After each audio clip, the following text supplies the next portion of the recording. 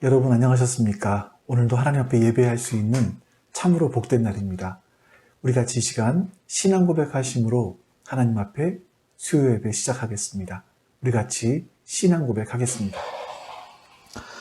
전능하사 천지를 만드신 하나님 아버지를 내가 믿사오며 그 외아들 우리 주 예수 그리스도를 믿사오니 이는 성령으로 잉태하사 동정녀 마리아에게 낳으시고 본디오 빌라도에게 고난을 받으사 십자가에 못 박혀 죽으시고 장사한 지 사흘 만에 죽은 자 가운데서 다시 살아나시며 하늘에 오르사 전능하신 하나님 우편에 앉아 계시다가 저리로서 산자와 죽은 자를 심판하러 오시리라. 성령을 믿사오며 거룩한 공회와 성도가 서로 교통하는 것과 죄를 사하여 주시는 것과 몸이 다시 사는 것과 영원히 사는 것을 믿사옵나이다. 아멘. 여러분, 오늘도 우리를 인도하시는 그 선하신 하나님을 같이 찬송하겠습니다.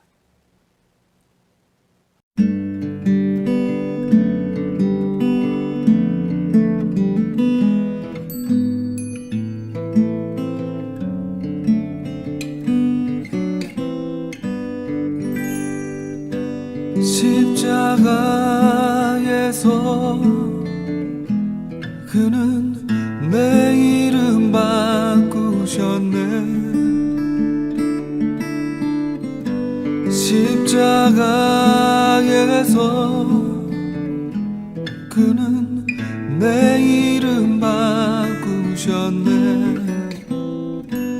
고아에서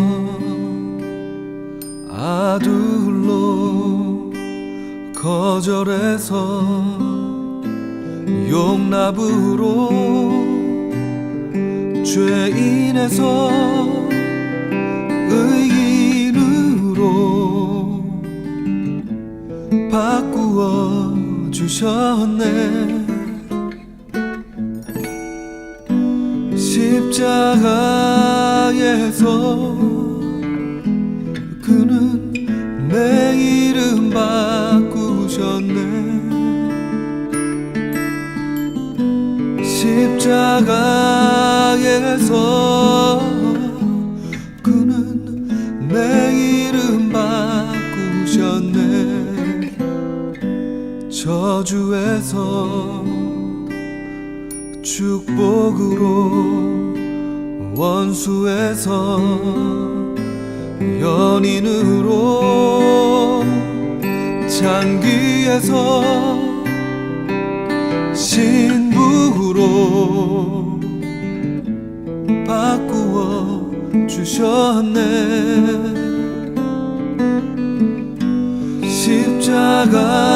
십자가에서 그는 내 이름 바꾸셨네. 십자가에서 그는 내 이름 바꾸셨네.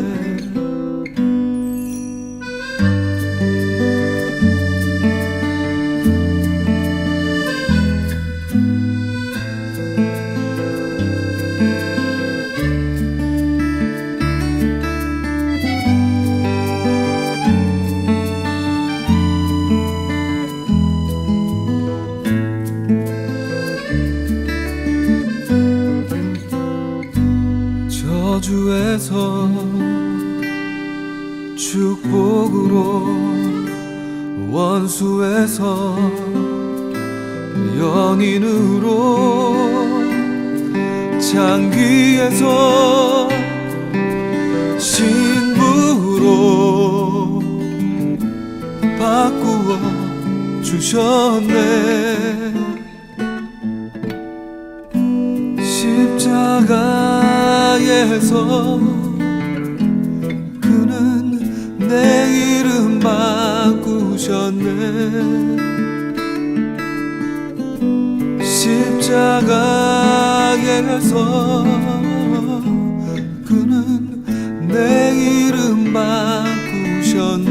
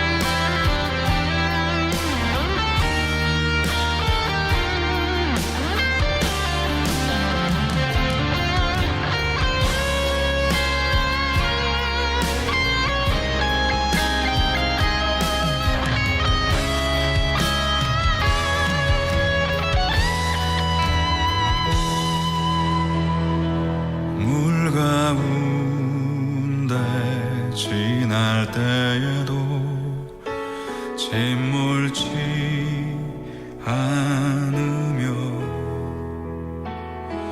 불 가운데 행할 때에도 너를 상치 못하게 하시니 너를 지명하여 부르신 하나님 큰 사랑 너를 구속하여 살리신 하나님 내게 말씀하시네 두려워 말라 놀라지도 말라 내가 어딜 가든지 무슨 일 만나든지 내가 함께하리라 두려워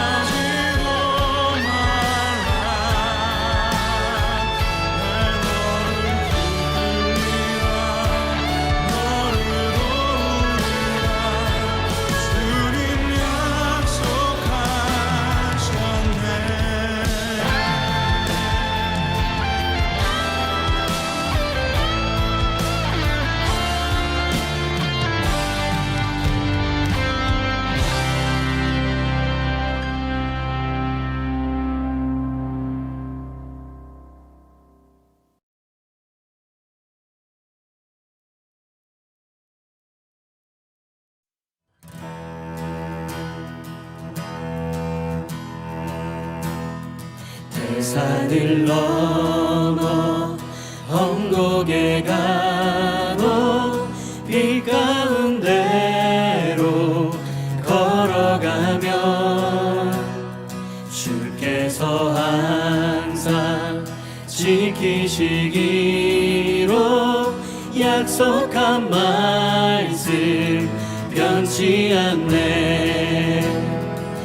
산을 넘어 험곡에 가도 빛 가운데로 걸어가면 주께서 항상 지키시기로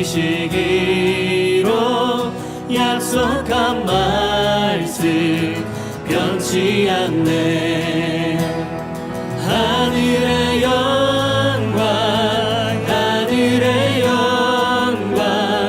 나의 맘속에 차고도 넘쳐 할렐루야를 힘차게 불러 영원히 주를 찬양하리.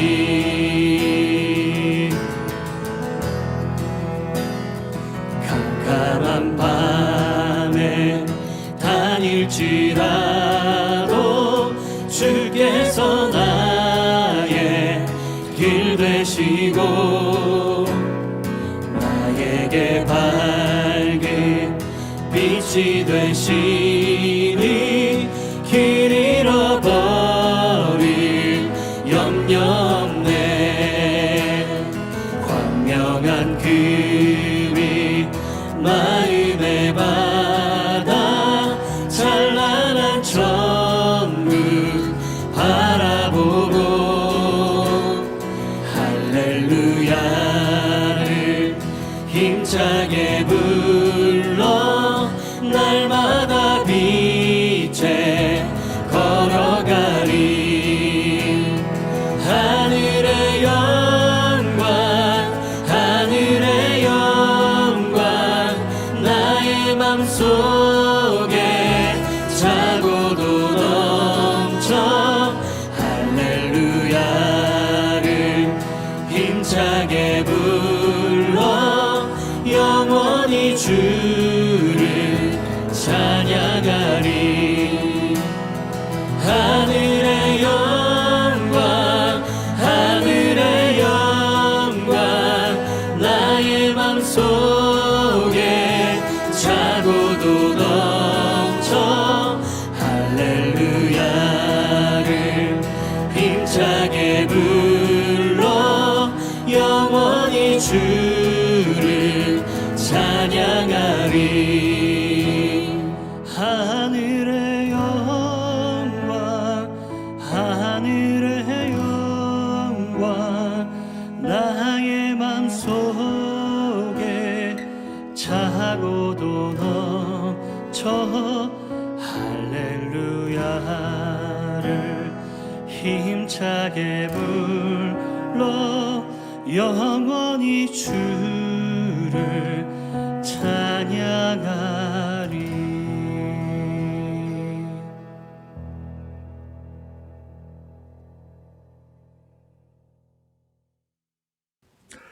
이 시간 우리 하나님 앞에 같이 기도하시죠.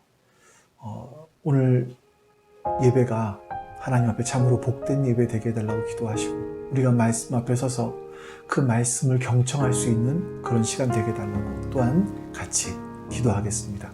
기도합니다. 아버지 하나님 감사합니다.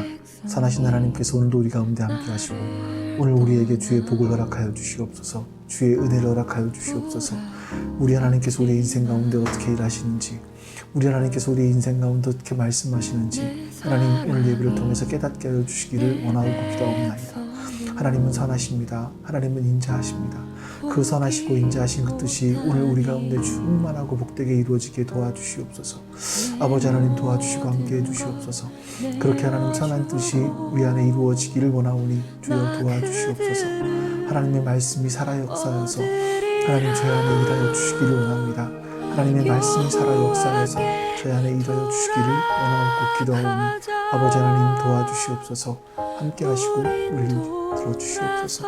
오늘 주님을 예배할 때에 성령께서 우리 안에 함께 하시사 하나님의 거룩한 뜻을 깨달아 알 수 있도록 발견할 수 있도록 도와주시옵소서. 감사드립니다. 아버지 하나님 감사합니다. 오늘 하나님 앞에 예배하는 이날 하나님 우리를 기억하여 주시고 하나님의 말씀이 우리 안에 살아 역사하여서 하나님의 거룩한 뜻을 이루어가게 하여 주시옵소서. 오늘도 주의 선한 뜻이 우리 가운데 이루어지기를 원합니다. 주님 도와주시옵소서. 아버지 하나님께서 우리 가운데 함께하여 주시기를 원합니다. 감사드립니다. 오늘 예배가 주의 앞에 복된 예배 되길 원하며 성령 하나님께서 우리와 함께 하시는 그런 시간 되기를 원하며 우리 주 예수 그리스도의 이름으로 기도하옵나이다. 아멘.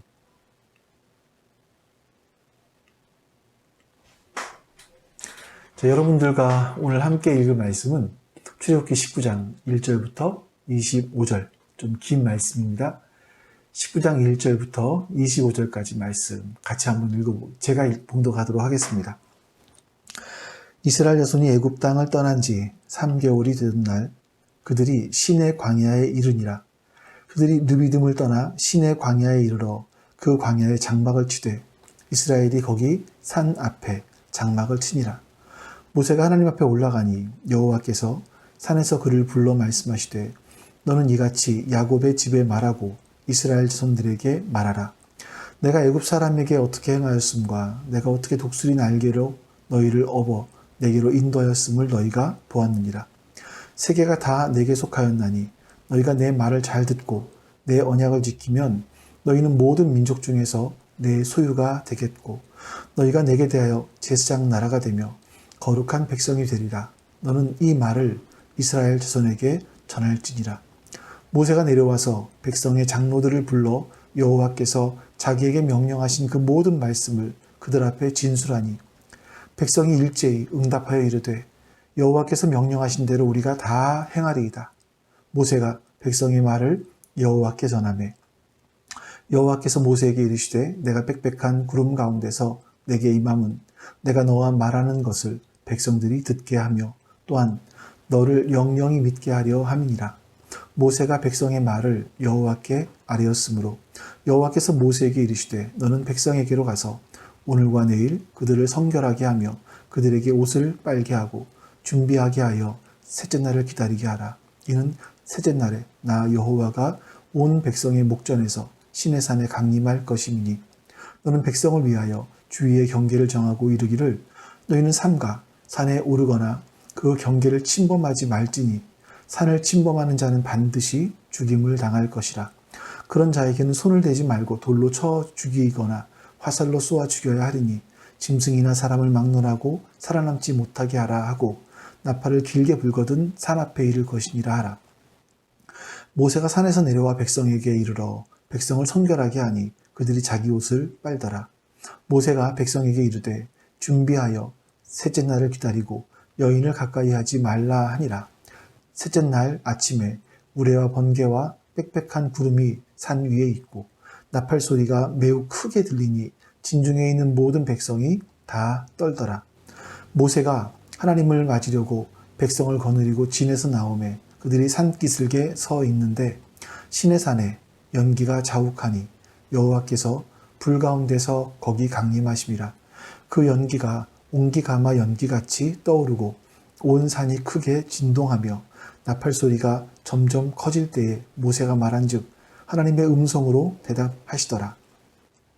여호와께서 시내산 곧 그 산 꼭대기에 강림하시고 모세를 그리로 부르시니 모세가 올라가매 여호와께서 모세에게 이르시되 내려가서 백성을 경고하라. 백성이 밀고 들어와 나 여호와에게로 와서 보려고 하다가 많이 죽을까 하노라. 또 여호와께서 가까이 하는 제사장들에게 그 몸을 성결히 하게 하라. 나 여호와가 그들을 칠까 하노라. 모세가 여호와께 아뢰되 주께서 우리에게 명령하여 이르시기를 산 주위에 경계를 세워 산을 거룩하게 하라 하셨사온즉 백성이 신의 산에 오르지 못하리이다. 여호와께서 그에게 이르시되 가라. 너는 내려가서 아론과 함께 올라가고 제사장들과 백성에게는 경계를 넘어 나 여호와에게로 올라오지 못하게 하라. 내가 그들을 칠까 하노라. 모세가 백성에게 내려가서 그들에게 알리니라. 아멘.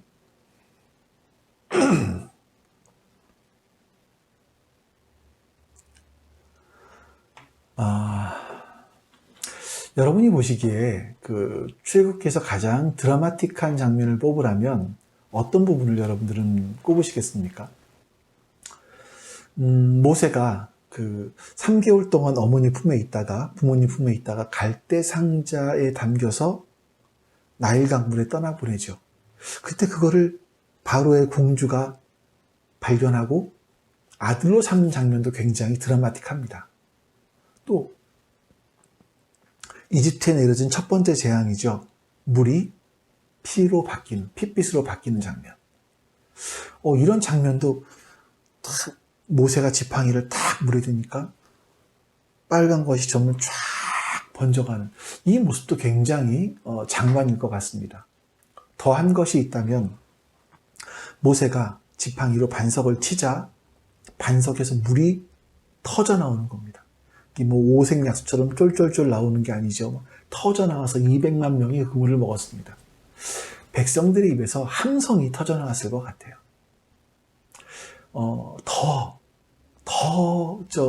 좀 드라마틱한 부분이 있다면 아마 홍해가 갈라지는 거 아니겠습니까? 출애굽에서 가장 중요한 한 장면을 뽑으라면 사람들은 대부분 다 홍해가 갈라지는 장면일 것이다. 이렇게 이야기할 것 같습니다. 그래서 여러분, 근데 사실 출애굽기의 가장 중요한 장면은 오늘 본문입니다. 19장. 출애굽기 1장부터 18장까지는 19장으로 흘러 들어가요. 19장을 위해서 1장부터 18장까지가 있었던 거고요. 또 19장 이후의 모든 말씀들은 19장에서 흘러나갑니다. 이게 왜 중요한가? 이거를 시내산 언약이라고 합니다. 이스라엘 자손들이 이집트에 놓여있다가 하나님의 백성이 되어서 드디어 처음으로 하나님이 주신 법을 갖게 되는, 그러니까 국가가 시작되는 그런 장면이 되죠. 이게 정말 중요한 장면입니다. 1절 말씀을 한번 먼저 읽어보겠습니다. 이스라엘 자손이 애굽 땅을 떠난 지 3개월이 되던 날 그들이 시내 광야에 이르니라. 자, 이스라엘 사람들이 애굽 땅을 떠나 3개월이 되었을 때 시내 광야에 이르렀다라고 하죠. 그러니까 3개월 만에 지금 이 시내 광야, 이 호렙산 앞에 도착을 한 겁니다. 이게 굉장히 이 부분이 출애굽기상에서는 의미가 있는 부분이에요. 왜 그런가 하면 여러분들 보통 우리가 그 찬송가에 보시면 그 제목이 뭔가요? 제목이 첫 번째 구절입니다. 나 같은 죄인 살리신. 그러면 그 나 같은 죄인 살리신 제일 앞에 있는 부분이 찬송가의 제목이 돼요.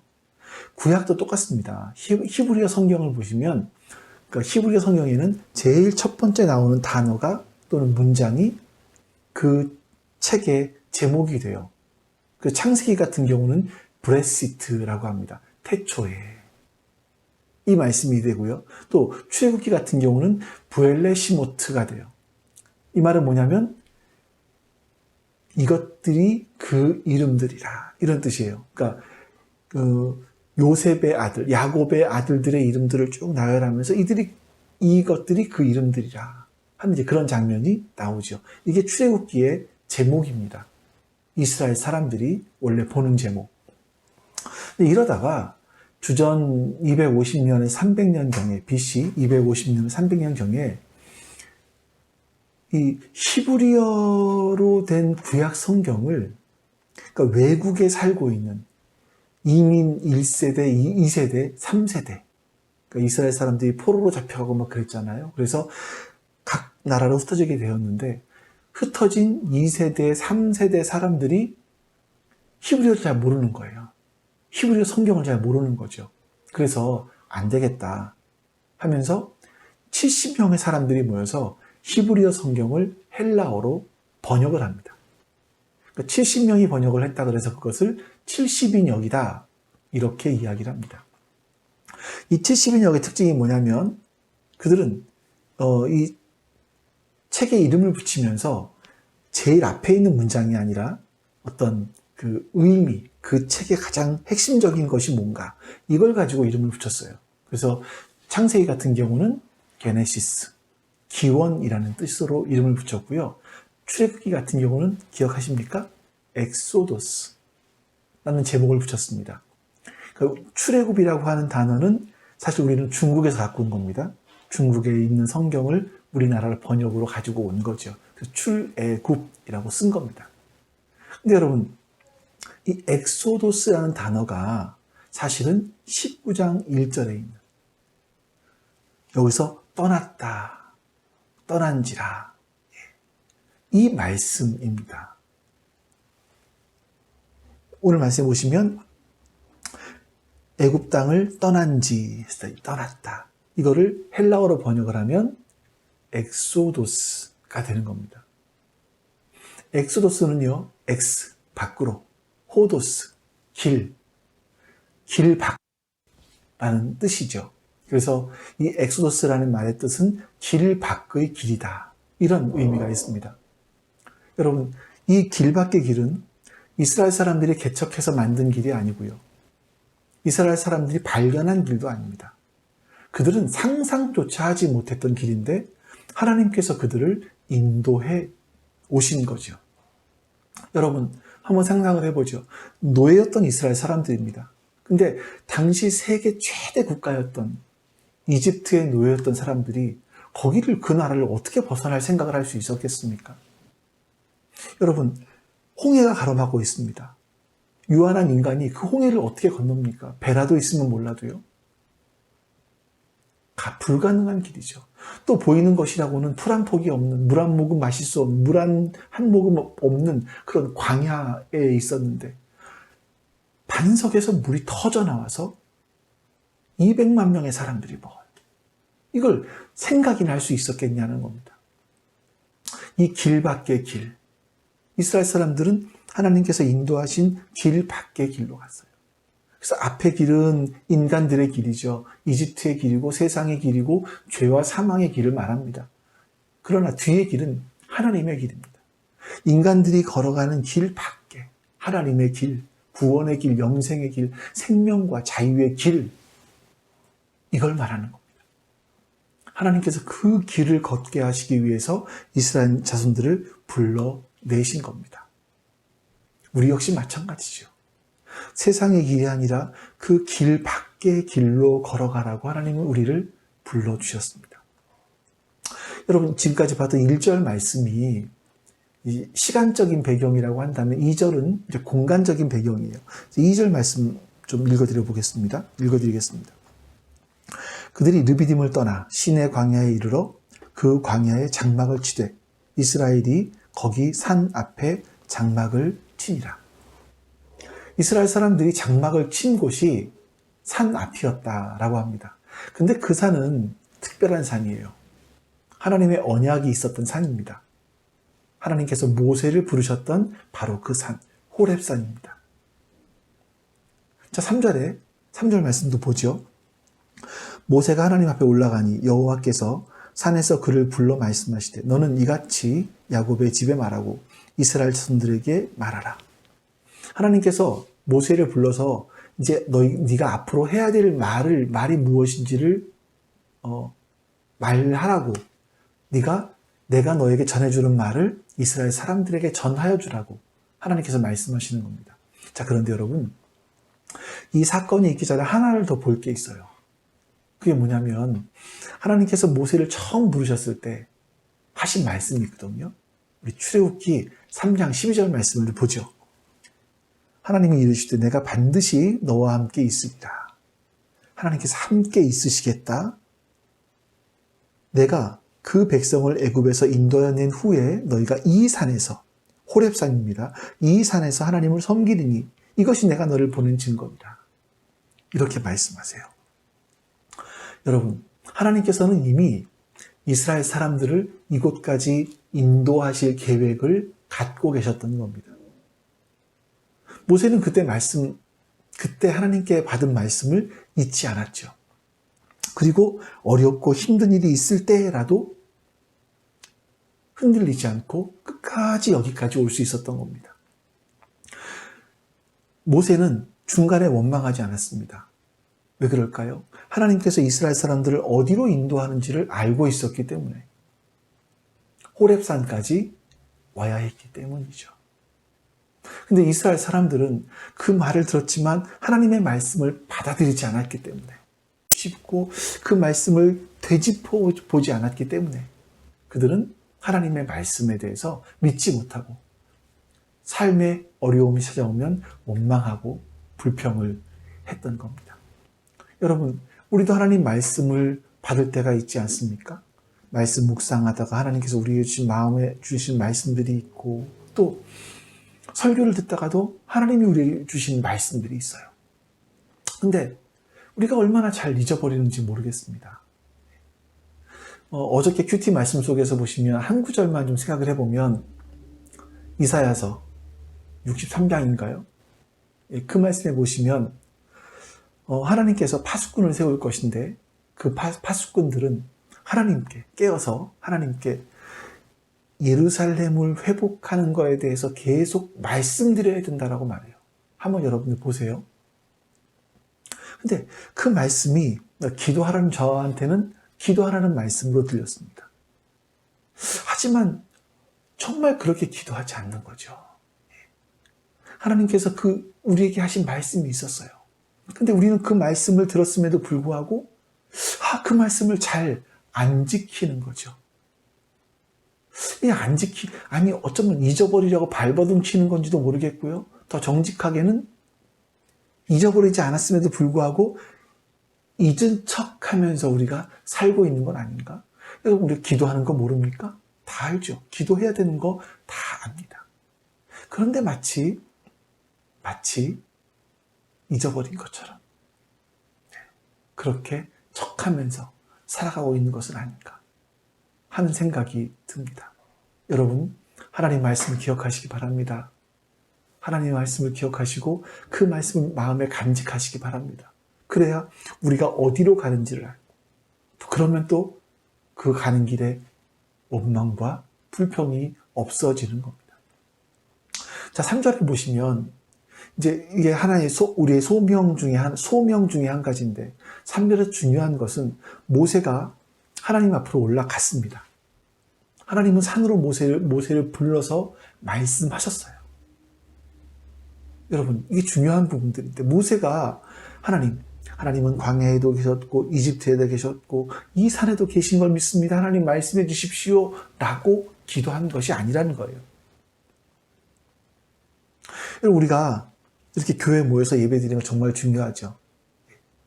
하나님은 안 계신 곳이 없지만, 어디든지 예배할 수 있지만, 또 예배당에 와서 예배 드리는 것은 사실 혼자서 예배 드리는데 집중하는 게 어려울 수 있습니다. 핸드폰 오면 문자 받기도 하고, 전화가 오면 전화 받기도 하고, 좀 그럴 수가 있어요. 자, 그런데 예배당에 나와서 예배 드리는 것도 이렇게 중요하지만, 더 중요한 것은 하나님 앞에 나오는 것이 더 중요합니다. 예배당에 나오는 것과 하나님 앞에 나오는 것과 이 표면적으로 비슷해 보일지는 모르지만, 내면으로 들어갔을 때는 예배당은 나올 수 있지만 하나님 앞에는 안 나올 수도 있거든요. 예배당에 지속적으로 나오지만 하나님께 나오지 않는 그리스도인들이 아주 많이 있습니다. 우리는 그래서 그 사실들을 기억하셔야 됩니다. 정말 중요한 것은 우리는 하나님 앞에 나오는 사람이어야 한다는 것. 그리고 하나님께서는 모세에게 지금 들려주는 말을 야곱의 집에 말하고 이스라엘 자손들에게 말하라, 이렇게 말씀하세요. 그러니까 야곱, 이스라엘 같은 사람이잖아요. 근데 반복해서 말씀하시는 거예요. 근데 이것이 여러분, 예수님께서 예수님께서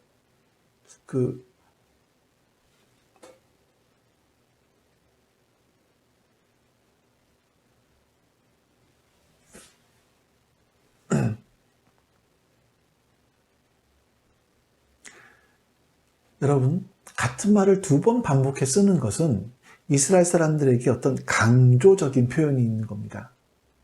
예수님께서도 반복해서 말씀하시는 경우들이 있죠. 그러니까 지금 들려주는 내 말을 반드시 알아줬으면 좋겠다, 기억했으면 좋겠다, 이렇게 말씀하시는 거예요. 그러니까 하나님께서 모세를 통해서 이스라엘 사람들에게 꼭 들려주고 싶은 말씀이 뭐냐면 4절부터 6절까지예요. 여러분 굉장히 중요한 말씀인데 제가 읽어보겠습니다. 내가 애굽 사람에게 어떻게 행하였음과 내가 어떻게 독수리 날개로 너희를 업어 내게로 인도하였음을 너희가 보았느니라. 세계가 다 내게 속하였나니 너희가 내 말을 잘 듣고 내 언약을 지키면 너희는 모든 민족 중에서 내 소유가 되겠고 너희가 내게 대하여 제사장 나라가 되며 거룩한 백성이 되리라. 너는 이 말을 이스라엘 자손에게 전할지니라. 자, 이 말씀 잘 보시면 내가 애굽 사람에게 어떻게 행하였음과, 이건 아마 이스라엘 사람, 이집트 사람들이 겪었던 10가지 재앙, 또 홍해가 갈라져서 이스라엘 사람들은 건넜지만 애굽의 군인들은 다 수장되었던 사건들, 이런 걸 얘기하는 걸 거예요. 그러니까 이게 하나님께 잘못 보이면 안 된다, 하나님께 반기 들면 안 된다, 이런 표현이 아니라 하나님은 자기 백성을 반드시 지킨다, 반드시 지켜내신다, 이걸 강조하시는 표현인 거죠. 그리고 그 다음에 뭐라고 말씀하십니까? 내가 어떻게 독수리 날개로 너희를 업어서 내게로 인도했음을 너희가 보았다 말씀하세요. 하나님께서 독수리가 자기 새끼를 업어서 인도하듯이 하나님께서 이스라엘 사람들을 업어서 인도하셨다라고 말씀하십니다. 자, 이게 어떤 의미일까요? 독수리는 새 중의 왕입니다. 어떤 새도 독수리를 이길 수는 없습니다. 독수리가 자기 새끼를 보호하기로 한다면, 마음 먹으면 완벽하게 지켜낼 수 있겠죠.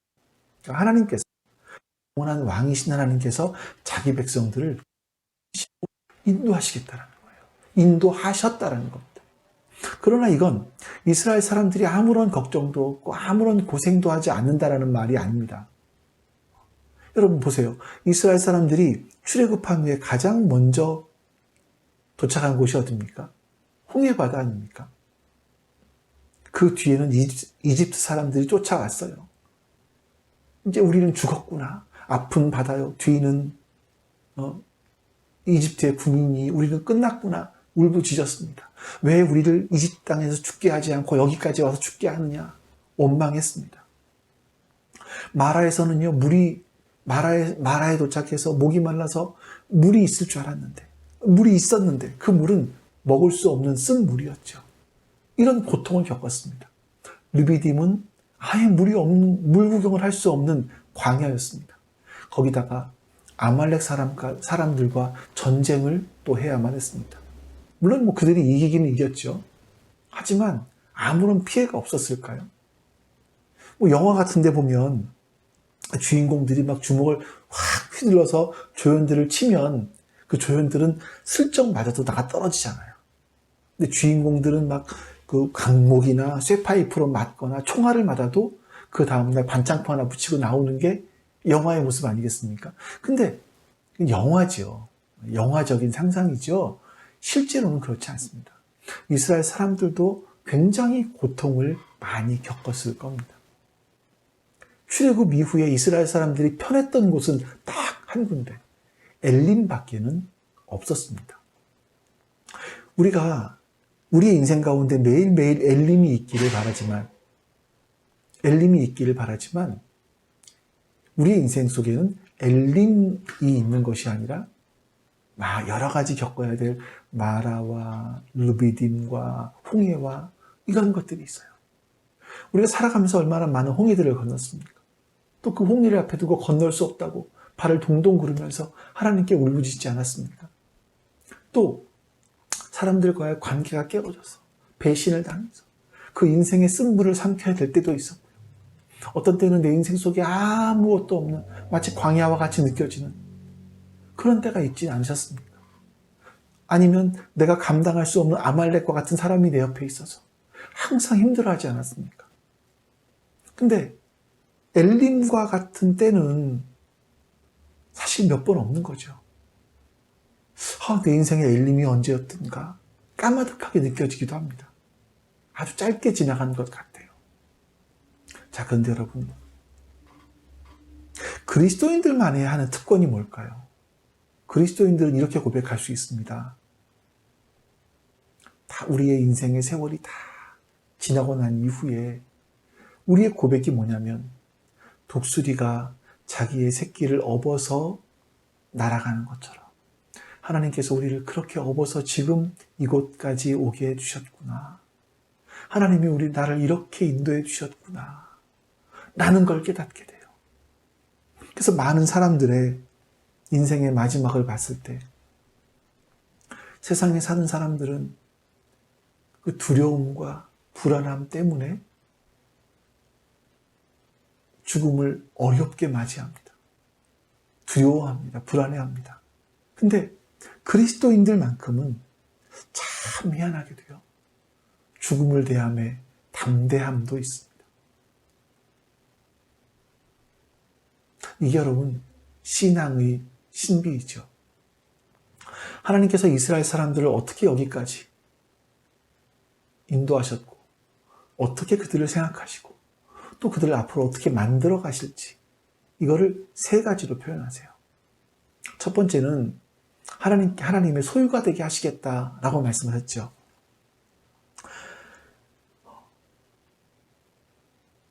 모든 민족 중에서 내 소유가 되겠고 하나님께서 그들을 하나님의 소유가 되게 하겠다라고 말씀하세요. 이 소유라는 단어가 참 특별한 단어입니다. 그러니까 이게 소유 그러면 재물, 막 이런 물건, 어떤 이런 걸 말하는 게 아니라 아주 귀한 보석을 말합니다. 최고의 작품 이런 거를 말하는 거예요. 이렇게 표현하면 좋을 것 같은데 혹시 여러분들이 집에 아주 마음이 좀 허전하거나 또 어떤 관계 속에서 굉장히 힘들었을 때 집에서 어떤 걸 보면서 좀 마음의 힐링, 마음의 위안을 받는 그런 것들이 있으십니까? 마음이 흐뭇해지는 그런 게 있으십니까? 어떤 분들은 가족 사진, 또 성경책은 잘 모르겠고요. 예. 어떤 가족 사진 될 수도 있겠죠. 근데 이제 이런 경우가 있지 않을까요? 집에 정말 열심히 돈을 벌어서 구입해 놓은 이 주머니 이만한 물방울 다이아가 집에 있는 거예요. 목걸이가. 힘들게 일을 하고 왔지만 집에 와서 이 물방울 다이아를 보면서 내 인생은 보장돼 있어. 이런, 아니면 옷장 속에 피카소의 그림을 하나 감춰놓은 거죠. 그걸 다 열어보면서 오늘도 이 그림이 값이 올랐어. 나는 든든해. 보장돼 있어. 이런 생각을 하지 않을까요? 이게 어떤 나를 위안해주는 보물들 이런 거 생각할 수 있지 않겠습니까? 자, 여러분, 이게 바로 그런 보물이라는 뜻이에요. 옛날에 왕들이 마음이 상하거나 우울할 때 자기 보물 창고가 있어서, 자기만 하는 보물 창고가 있어서 거기 그 보물 창고에 들어가서 내가 이만큼 쌓았고 이만큼 부를 가지고 있다라고 생각하면서 흐뭇했다라는 거죠. 이게 이제 이 소유라는 뜻이에요. 하나님께서 이 세상 깨지고 하나님의 뜻을 어그러뜨리는 이 세상에 흘러가는 모습들을 보면서 하나님이 너무나 가슴이 아프세요. 너무나 슬퍼하시는 거예요. 그러다가 그렇게 힘들고 슬퍼하시다가 우리를 다 보시면 흐뭇해 하시는 거죠. 하나님의 마음에 위안을 얻으시는 거예요. 봐라. 네가 그렇게 내 말씀대로 살아가니 참 내가 흐뭇하다. 이런 거. 예. 하나님은 우리를 그렇게 되게 하시겠대요. 그런 하나님의 소유가 되게 하시겠대요. 두 번째로 제사장 나라가 되게 하시겠다라고 말씀하십니다. 자, 이게 무슨 뜻이냐면 하나님이 아브라함을 부르셔서 그를 다시 말해서 복의 통로가 되어주게 하시겠다라고 말씀하셨죠. 하나님께서는 아브라함이 하나님의 복을 세상에 전하여주는 복의 통로가 되기를 원하셨어요. 그리고 이스라엘 사람도 마찬가지입니다. 그들을 통해서 온 세상에 하나님의 복이 전하여지기를 원하셨어요. 그래서 그들이 하나님과 세상을 연결해주는 제사장 나라가 되게 하시겠다라는 겁니다. 우리도 마찬가지 아닙니까? 너희는 하나님의 거룩한 제사장이다 라고 말씀하고 있죠. 우리가 할 일이 뭐냐면 비그리스도인들에게 하나님이 어떤 분이신지를 보여주고 그들로 하여금 하나님의 복이 연결되어질 수 있도록 하는 통로가 되어야 한다는 겁니다. 그것이 우리 각자가 바로 제사장이라는 뜻이에요. 근데 우리가 하나님의 복이 전해지는 통로가 아니라 하나님의 복을 간직하고 있는 창고, 하나님의 복의 관리인, 이런 것이 되기를 원한다면 하나님께서 기뻐하지는 않으실 것 같아요. 우리의 소원이긴 하지만 하나님은 기뻐하지는 않으실 것 같아요. 또 세 번째가 뭐냐면 거룩한 백성이 되게 해주시겠다라고 말씀하십니다. 여러분, 성경에서 거룩이 뭡니까? 거룩은 구별을 말합니다. 더 정확하게 말씀드리면 세상 쪽에 있던 것을 하나님 쪽으로 옮겨 놓는 것이죠. 여러분, 이스라엘 자손이나 우리들이나 어떤 가치가 있어서, 특별한 가치가 있어서 그들을 선택하신 것이 아니라 사실은 아무런 가치가 없음에도 불구하고 우리들을 하나님의 소유, 하나님의 보배로 삼아주셨어요. 아무런 가치가 없음에도 불구하고 하나님은 우리를 하나님의 복의 통로인 제사장 나라로 만들어주시겠다라고 말씀하십니다. 우리가 아무런 어떤 조건이 없음에도 불구하고 우리를 거룩한 백성 삼아주시겠다고 말씀하시는 거죠. 이게 하나님께서 이스라엘 사람들을 향한 목표이신 거예요. 우리를 향하신 하나님의 목표이신 거예요. 이것을 모세에게 이 이야기를 전하라. 누구에게? 이스라엘 사람들에게 전하라는 겁니다. 저도 그 소명을 가지고 여러분 전하는 거예요. 여러분들은 영적인 이스라엘인 여러분들과 저는 하나님의 소유이고 제사장 나라이고 거룩한 백성입니다. 우리들은 그런 존재입니다. 하나님의 목표가 바로 거기에 있습니다. 자, 이 하나님의 목표가 너희를 향하신 이스라엘을 향하신 하나님의 목표가 무엇인지를 모세가 말하자 이스라엘 장로들을 통해서 하나님 말씀 백성들에게 전하자 백성들이 하나님 명대로 하겠습니다 라고 반응을 해요. 그것을 모세가 다시 하나님께 아뢰입니다. 그래서 하나님께서 이렇게 말씀하세요. 10절부터 12절.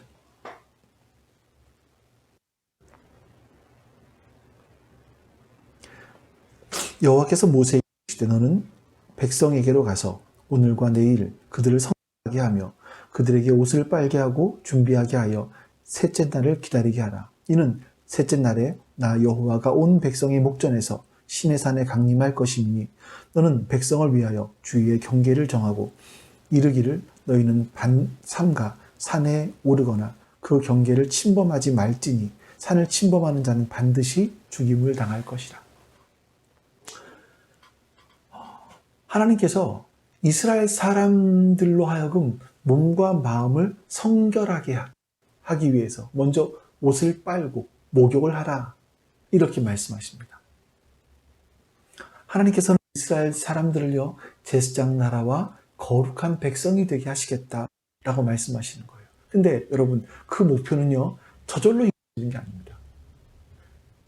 내가 가만 되는 것이 아닙니다. 어느 순간 되어지는 것이 아니라 그 하나님이 정해놓으신 목표대로 하나씩 단계를 밟아가는 거예요.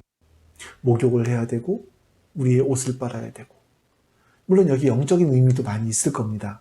보면 하나님을 만나기 위해서는요 옷을 빨고 목욕을 하는 외적인 준비를 하는 겁니다. 근데 내가 하나님을 만나러 갈 때 함부로 만날 수 있는 분이 아니구나.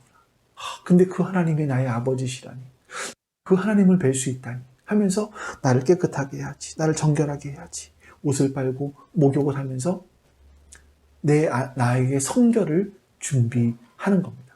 여러분 생각해 보세요. 이스라엘 사람들이 출애굽을 하면서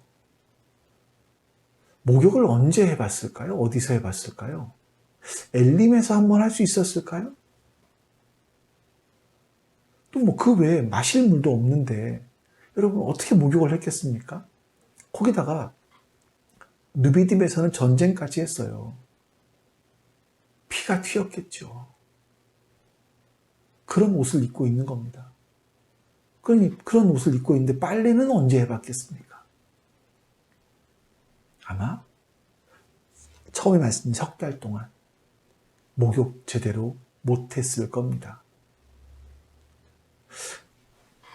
하나님은 하나님께 나아갈 때는 아무렇게나 나가면 안 된다라고 말씀을 해주시는 거예요. 너희가 몸의 준비와 마음의 준비를 하고 나가야 된다라고 말씀하시는 거죠. 하나님께 나가기 위해서 반드시 성결해야 된다라고 알려주시는 겁니다. 이게 왜 중요한가 하면 여러분 그 다윗이 밧세바와 간음한 이후에 그 자기 자신의 지은 죄를 회개하면서 참회시를 쓴 게 있죠. 시편 51편인데 제가 51편 10절에서 13절 말씀을 좀 읽어드릴게요. 하나님이여 내 속에 정한 마음을 창조하시고 내 안에 정직한 영을 새롭게 하소서. 나를 주 앞에서 쫓아내지 마시며 주의 성령을 내게서 거두지 마소서. 주의 구원의 즐거움을 내게 회복시켜 주시고 자원하는 심령을 주사 나를 붙드소서. 그리하면 내가 범죄자에게 주의 도를 가르치리니 죄인들이 주께 돌아오리이다. 다윗이 밧세바와 간음한 사건이 있기 전까지 얼마나 여러분 승승장구했습니까? 근데 이 사건이 있은 이후에 다윗이 느꼈던 것은요, 늘 자기와 함께 있었던 그 하나님이 자신을 떠나신 것 같은 거예요. 구원의 즐거움이 사라져버린 것 같은 거예요. 하나님과 우리와의 사이를 내는 게 뭡니까? 죄지요. 죄가 하나님과 우리와의 사이를 내는 겁니다. 여러분, 우리가 범죄하고 나면, 그래서 거룩함을, 성결함을 잃어버리고 나면 제일 먼저 나타나는 게 뭐냐면 하나님께 가까이 가기가 싫어집니다. 하나님께서 가까이 오신다는 것도 싫습니다. 그 다윗이 고백하는 거죠.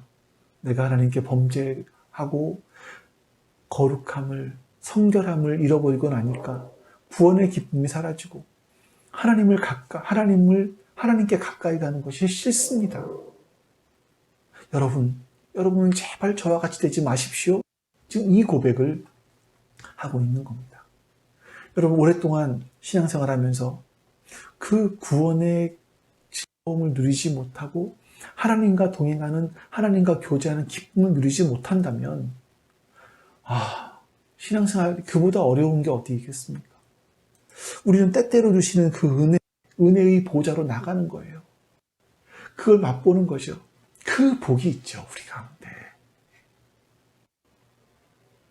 이 힘든 세상을 살아가면서, 이 깨지고 상한 세상을 살아가면서 한숨밖에 나올 수밖에 없는데, 그럼에도 불구하고 하나님은 우리를 위해 준비해 놓으신 나라가 있어요.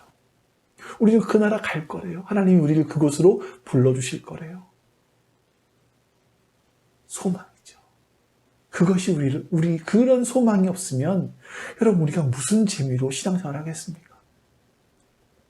그 구원의 부르심은요, 하나님께서 하시는 거지만 여러분, 거룩함은, 성결함은 내가 만들어가는 것이라는 것을 여러분 잊으시면 안 됩니다.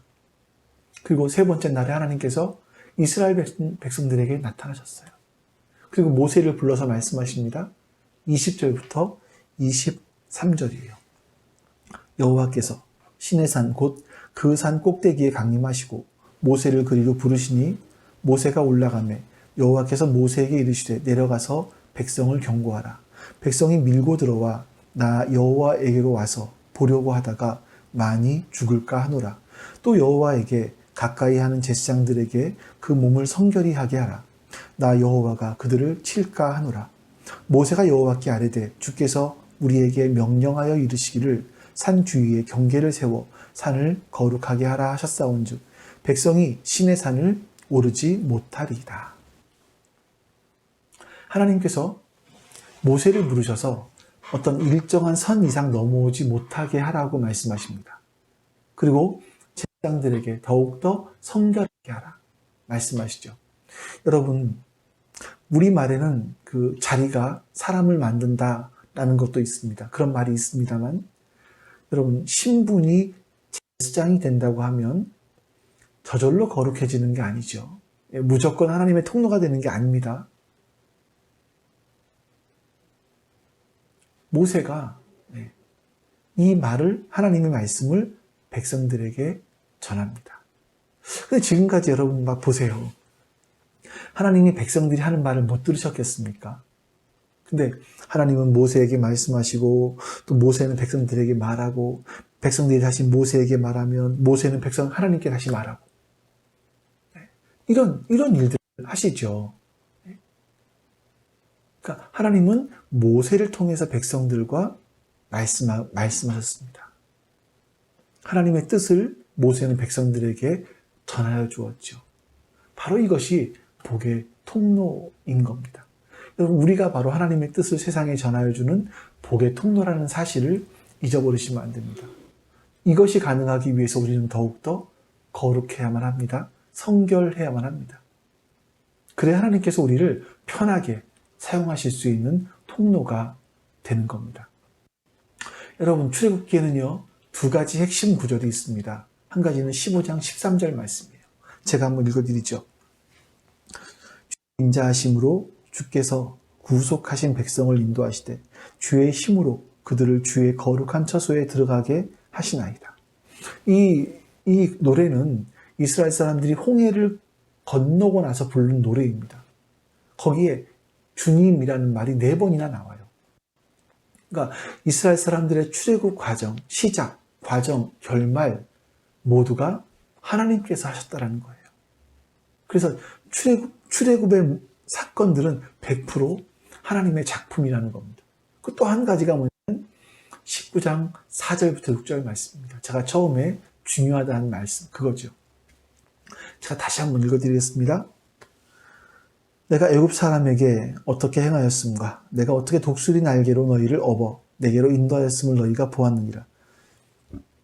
세계가 다 내게 속하였나니 너희가 내 말을 잘 듣고 내 언약을 지키면 너희는 모든 민족 중에서 내 소유가 되겠고 너희가 내게 대하여 제사장 나라가 되며 거룩한 백성이 되리라.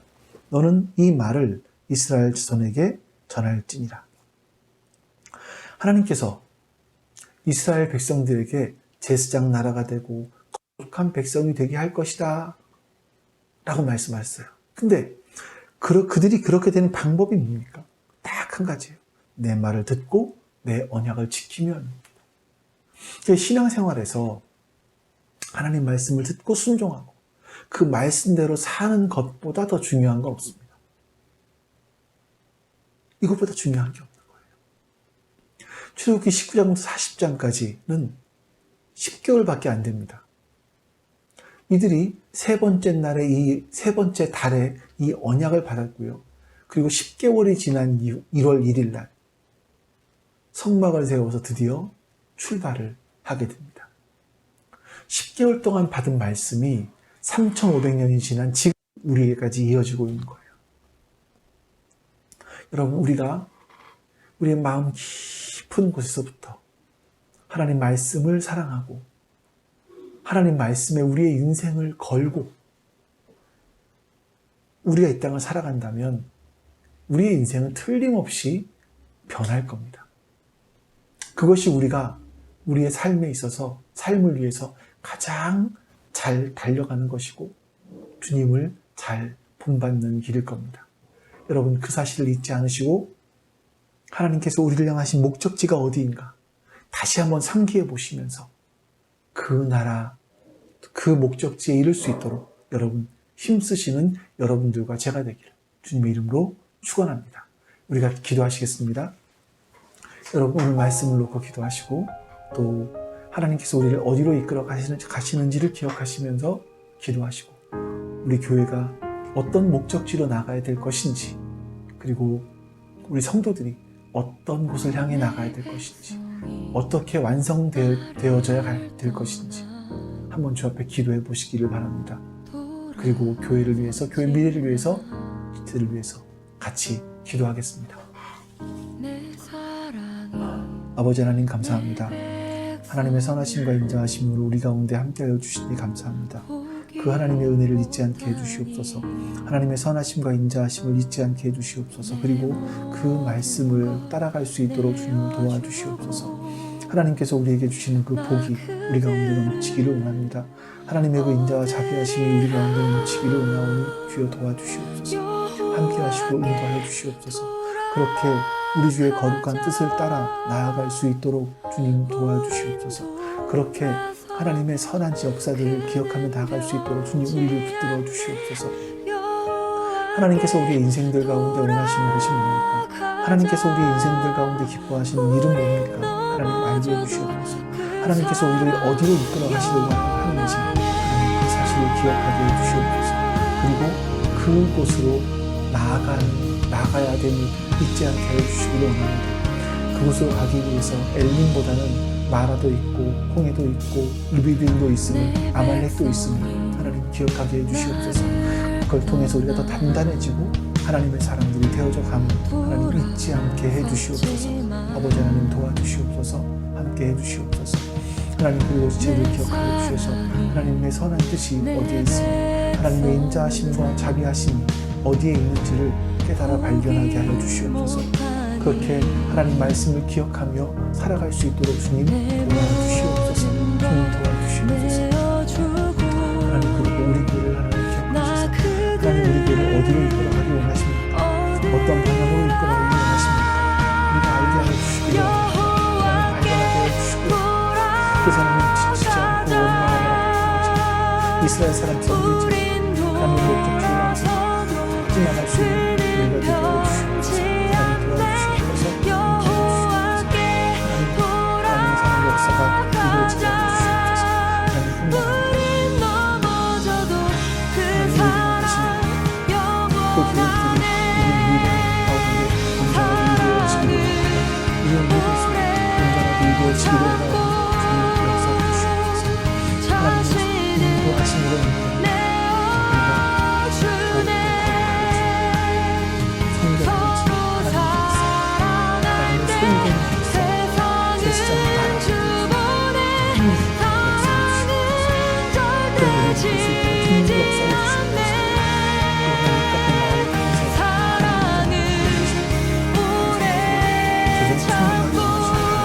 역사해 주시옵소서. 그 사실을 알고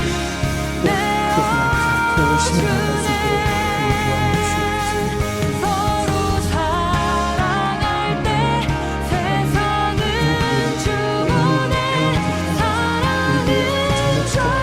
수 있도록 우리 도와주시옵소서. 감사합니다. 은혜를 베풀어주시고 함께 해주실 것을 믿습니다. 주님 감사합니다. 감사합니다. 주님 도와주시옵소서. 아버지 하나님 감사합니다. 하나님께서 오늘 우리가 주 앞에 드린 그 기도들을 기억하시고 또 우리 가운데 응답하여 주실 줄로 믿습니다. 오늘 말씀을 믿고 의지하여 기도하였사오니 주여 들어주시고 응답하여 주시옵소서. 감사드리며 우리 주 예수 그리스도의 이름으로 기도하옵나이다. 아멘. 하늘에 계신 우리 아버지여, 이름이 거룩히 여김을 받으시오며 나라가 임하시오며 뜻이 하늘에서 이루어진 것 같이 땅에서도 이루어지이다. 오늘 우리에게 일용할 양식을 주시옵고 우리가 우리에게 죄 지은 자를 사하여 준 것 같이 우리 죄를 사하여 주시옵고 우리를 시험에 들게 하지 마시옵고 다만 악에서 구하시옵소서. 나라와 권세와 영광이 아버지께 영원히 있사옵나이다. 아멘.